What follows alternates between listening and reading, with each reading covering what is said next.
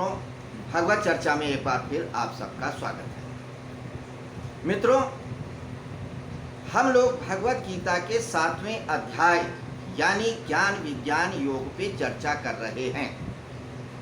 इस अध्याय में भगवान श्री कृष्ण ने अपने बारे में बताया है। भगवान श्री कृष्ण कहते हैं, हे अर्जुन, जगत का जितना भी विस्तार है, चाहे वो अनुभव में आता हो या ना अनुभव में आता हो, वह सबका सब मैं ही हूँ। मेरे अलावा कुछ भी नहीं है। मैं ही ईश्वर हूँ, मैं ही करता हूँ, मैं ही पालनहर्ता हूँ, मैं ही विघ्नहर्ता हूँ, मैं ही संहार करने वाला हूँ। यानी कि उत्पन्न करने वाला, पालन करने वाला और संहार करने वाला सब कुछ मैं हूँ। व्यक्त अव्यक्त जो कुछ भी सत्ता है मैं ही हूँ। तो जो परे है इंद्रियों से वो भी मैं, और जो परे नहीं है वो भी मैं। जो परे नहीं है, जो इंद्रियों के अनुभव में आता है, वह सत्ता उस परासत्ता का ही एक स्वरूप है। तो कारण जो है, जो जगत दिख रहा है, अनुभव में आ रहा है, उसका परासत्ता ही है। अगर परासत्ता नहीं हो तो अपरासत्ता का भी वजूद नहीं होगा, और जो परासत्ता है वो मुझको ही जान। दोनों रूप में मैं ही हूँ। तो ईश्वर अपना परिचय खुद दे रहा है। यहाँ पे इस संदर्भ में कुछ बातें समझ लेनी जैसी है। एक्चुअली जब कभी हम ईश्वर के बारे में बात करते हैं, विचार करते हैं, तो हमें ईश्वर कुछ और स्वयं कुछ और समझते हैं। यानी कि जो ईश्वर है, परम सत्ता है, वो मुझसे भिन्न या हमसे भिन्न कोई सत्ता है, ऐसा समझ में आता है। जब भी विचार करते हैं कि ईश्वर तो कोई और है, जबकि ऐसा नहीं है। ईश्वर जो समझ में नहीं आ रहा है वो भी, और जो समझ रहा है वो भी वही है। यानी कि जो अनुभव करता है वो भी ईश्वर है, और जिसे अनुभव किया जा रहा है वो भी ईश्वर है। दोनों ही ईश्वर है। ये कारण सिर्फ दो होने का, द्वैत होने का विचार है। तो जैसे ही हम किसी वस्तु या विषय के बारे में, किसी भी चीज़ के बारे में विचार करते हैं, तो वो दो में बांट देती है। एक जिसके बारे में विचार किया जाए, और एक जो विचार करता है। हालांकि वो दो नहीं होता है, तीन होता है, ज्ञाता, ज्ञेय और ज्ञान।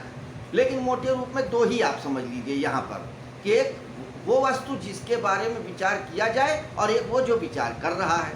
तो ये विचार की वजह से हमें दो भासता है कि ईश्वर कुछ और है और हम कुछ और हैं, जबकि दोनों एक ही हैं। ये बात धर्म भी कहता है और ये विज्ञान भी कहता है कि ईश्वर या परम सत्ता और प्रकृति अलग नहीं है। कहते जो कुछ भी अनुभव में आ रहा है वह सब कुछ वही है, वही शक्ति है। तो अंतर क्या आता है? अंतर सिर्फ इतना है कि विज्ञान अस्तित्ववादी है। जो उसको दिख रहा है, जो अनुभव में आ रहा है, सिर्फ उसी को बात करता है।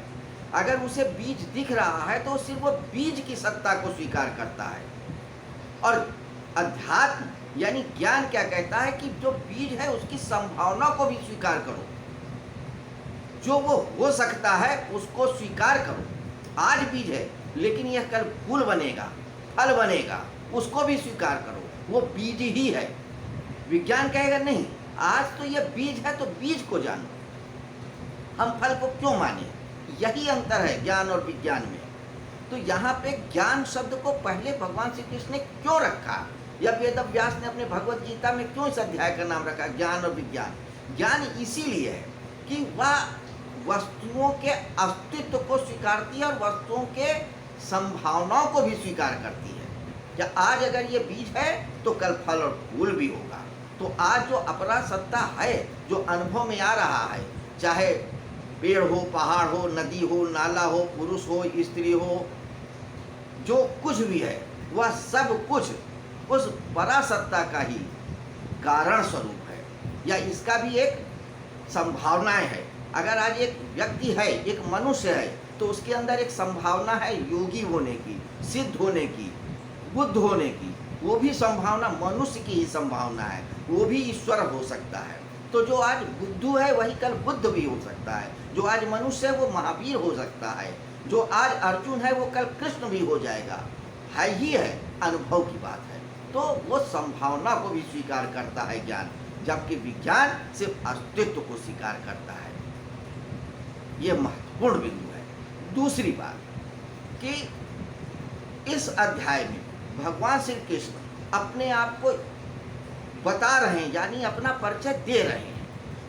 और मुश्किल बात ये होती है हर व्यक्ति के साथ कि जब उसको अपना परिचय देना होता है तो वो दे नहीं पाता है। अगर कोई देता भी है तो कुछ ना कुछ छूट ही जाएगा।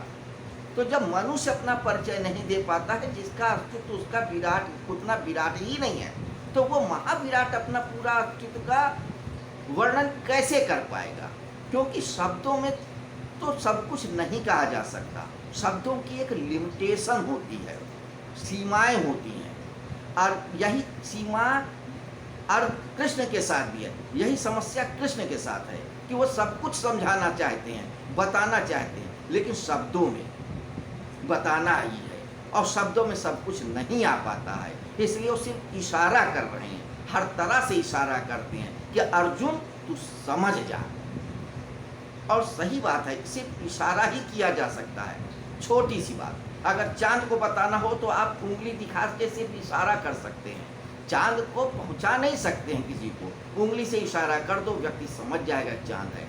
ऐसे ही ईश्वर का है, वो तो बहुत बड़ी घटना है, परम सत्य तो बहुत बड़ी बात है, उसके लिए सिर्फ इशारा किया जा सकता है। तो उस परम सत्ता का, उस संपूर्णता का सिर्फ इशारा कर रहे हैं। लेकिन जब अनुभव करना होगा तो उसकी बात दूसरी है। तब आत्म संयम का रास्ता होगा, निष्काम कर्म योग का रास्ता होगा, तब भक्ति का रास्ता होगा, ध्यान का होगा। तो यहाँ पे तो सिर्फ समझाने की बात है, तो शब्दों में बता रहे हैं कि हे अर्जुन, मैं उसी तरह से हूँ जैसे मणियों की माला, मणियाँ दिखती हैं, माले का धागा नहीं दिखता। ऐसे ही जो परासत्ता नहीं दिखती है तो मैं धागा हूँ, वैसे ही समझो सब कुछ। अब इसी को आगे के श्लोक में और समझा रहे हैं। क्या समझाते हैं? आइए अब हम श्लोक नंबर 10 देखते हैं आज की चर्चा का। 10वां नंबर श्लोक क्या है? कहते हैं बीजम माम सर्वभूतानाम विद्धि। बीजम माम सर्वभूतानाम, सर्वभूत सभी भूत यानी पदार्थ यानी जीव। हे अर्जुन, हे पार्थ, पार्थ अर्जुन के लिए शब्द है। पृथा कहते हैं कुंती को, कुंती का एक नाम पृथा भी था।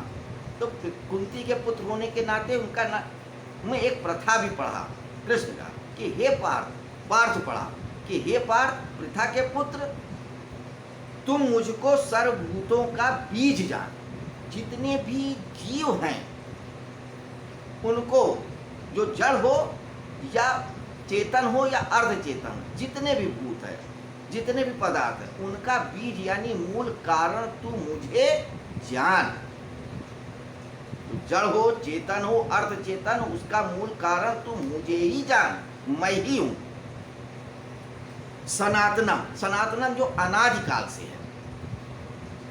अगर हम टाइम स्केल की बात करें और वैज्ञानिकों से पूछें कि ये ब्रह्मांड कब बना है, तो कहते हैं 2 अरब साल पृथ्वी बनी है। जब संसार बना 2 अरब खरब, उसकी कोई स्केल ही नहीं, उसकी कोई लिमिट ही नहीं। उसके पहले भी रहा होगा कुछ न कोई, तो सदा से रहा है ब्रह्मांड और सदा रहेगा। चाहे प्रकृति हो, चाहे अव्यक्त हो, सो कुछ है, वो जो चल रहा है वो चल ही रहा है। समय की सीमा में नहीं बांध सकते। जो सनातन है, जो सदा नूतन है, यानी जिसका न कभी जन्म हुआ है न कभी मृत्यु होगी, तो उस सनातन को तू मुझे ही जान। मैं सदा नूतन हूँ और सदा पुरातन भी हूँ। तो नूतन इस संदर्भ में कि जब अनुभव आएगा तो मुझको मैं ताजा या बिल्कुल फ्रेश या जो कुछ भी है, तो ऐसा लगेगा ही नहीं कि ये मैं बहुत पुराना हूँ।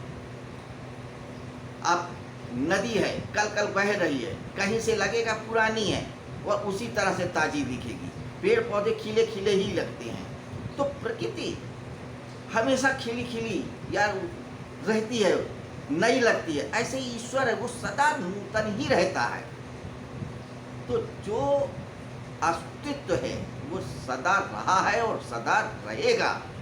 वो जो कुछ भी है वह सब कुछ मैं ही हूँ। तो हे अर्जुन, परा और अपरा दोनों सत्ताओं को तू मेरा ही विस्तार जान। बुद्धिर बुद्धि मतामस्मि तेजस तेजस्वी नाम अहम। अब और उदाहरण दे के बता रहे हैं, दृष्टांत दे रहे हैं। क्या कह रहे हैं? बुद्धिर बुद्धि मतामस्मि, बुद्धिर बुद्धि मतामस्मि, कि बुद्धिमानों में जो बुद्धि है वह मैं ही हूँ। मतामस्मि, तो जो बुद्धिमानों में जो मत है, जो बुद्धि है, जो समझ है, वो मैं ही हूँ। और तेजस तेजस्वी नाम अहम, तेजस्वी तेजस्वी नाम अहम, जो तेज है तपस्वियों में वह मैं ही हूँ और कुछ भी नहीं है। जो महावीर, बुद्ध, क्राइस्ट, बड़े बड़े देवताओं सिद्धों के चारों तरफ ऑरा है, जो उनके अंदर एक प्रकाश है, जो उनके अंदर एक आकर्षण है, जो उनके अंदर एक बल है, जो आकर्षित करता है, वह सब कुछ मैं ही हूँ। हे अर्जुन, तो तू ये मत समझ कि तू युद्ध कर रहा है, युद्ध मैं ही कर रहा हूँ। तू जिसको मार रहा है तू नहीं मार रहा है, मैं ही मार रहा हूँ। तो मारने वाला भी मैं ही हूँ, मारने वाला भी, मरने वाला भी मैं ही हूँ। जो उपदेश दे रहा है वो भी मैं हूँ, जो उपदेश ले रहा है वो भी मैं हूँ। तो तू संशय में मत पड़, ये सिर्फ मेरी लीला है। बड़ा अद्भुत शब्द है। लीला का अर्थ होता है एक खेल जिसमें कोई हार और जीत नहीं होती। हम कृष्ण लीला करते हैं, राम लीला करते हैं, तो इसीलिए सनातन धर्म करता है कि लीला है, इसमें हार में भी खुश हैं और जीत में भी खुश हैं। एक पिता है, अपने बच्चे के साथ खेलता है, हार जाता है तो भी खुश होता है क्योंकि बेटा खुश हो गया, और जीत जाता है तो भी खुश होता है, दोनों में ताली बजाता है। हार जाने में तो बल्कि और खुश होता है। तो उसके लिए लीला है। तो यही लीला हम करते हैं, तो ईश्वर ही लीला कर रहा है। तो तू चिंता मत कर, विषाद मत कर, तू सिर्फ युद्ध कर, तू सिर्फ कर्म कर। इसी संदर्भ में घटना याद आती है कि जब सारा युद्ध खत्म हो गया तब कृष्ण से पांडवों से पूछा गया, पांडवों को थोड़ा अहंकार आ गया था कि अर्जुन को, पांडवों के हमने युद्ध किया, अर्जुन को खास करके कि मैंने बहुत सारी योद्धाओं को मारा। तो जो आपने देखा होगा खाटू श्याम है, एक राक्षस था, उसकी कथा कभी कहेंगे। उसका कृष्ण भगवान ने सिर ले लिया था और पहाड़ी पे रख दिया था, मांग लिया था। और तो उसने, उस राक्षस ने कहा था कि हे कृष्ण, मैं अपना शीश तो दे रहा हूँ, लेकिन मुझे इतना आशीर्वाद दे कि मैं पूरा महाभारत का युद्ध देख सकूं। और उससे जब पूछा गया कि युद्ध किसने किया, तो उन्होंने कहा मुझे तो सिर्फ कृष्ण ही दिख रहे थे, वही युद्ध करने वाले थे। इस तरफ से भी और उस तरफ से, कौरव की तरफ से भी वही युद्ध कर रहे थे, पांडव की तरफ से युद्ध कर रहे थे। जीतने वाले भी वही थे, मरने वाले भी वही थे। तो सब कुछ कृष्ण ही है। मित्रों, कृष्ण यहाँ इशारा कर रहे हैं उस परम सत्ता के बारे में। तो सिर्फ इशारा ही किया जा सकता है, शब्दों की बात करो। लेकिन जब आप भक्त हो जाते हो तब आप उसको तथ्य सहित, तत्व सहित अनुभव कर पाते हो, पूरा का पूरा। ये बात वो आगे के श्लोक में कहेंगे भी। तो मित्रों, ये थी आज के श्लोक पे एक छोटी सी चर्चा। ये तो अभी शब्दार्थ है, अभी भावार्थ तो हम लोग ले ही नहीं रहे हैं। जब इन एक एक श्लोक के भावार्थों पे चर्चा करेंगे तो अनंत विस्तार को प्राप्त हो जाएंगे। एक अनंत, एक अद्वितीय रस की प्राप्त होगी, क्योंकि वह ईश्वर रसो वैसा ही है, रस ही जैसा है, रस ही है। सिर्फ साथ बने रहिए, उस रस का आस्वादन करते रहिए, उस परम सत्ता के इशारों को समझने की कोशिश करते रहिए। आप देखिएगा एक अलग आनंद, एक अलग ही रस उत्पन्न होगा। तो खैर मित्रों, आज अब अपनी चर्चा यहीं समाप्त करते हैं और आपसे वादा करते हैं कि कल फिर हम नए श्लोक पे चर्चा करेंगे, इसी समय, इसी वक्त, इसी जगह। तब तक के लिए आज्ञा। शुभ रात्रि। नमस्कार।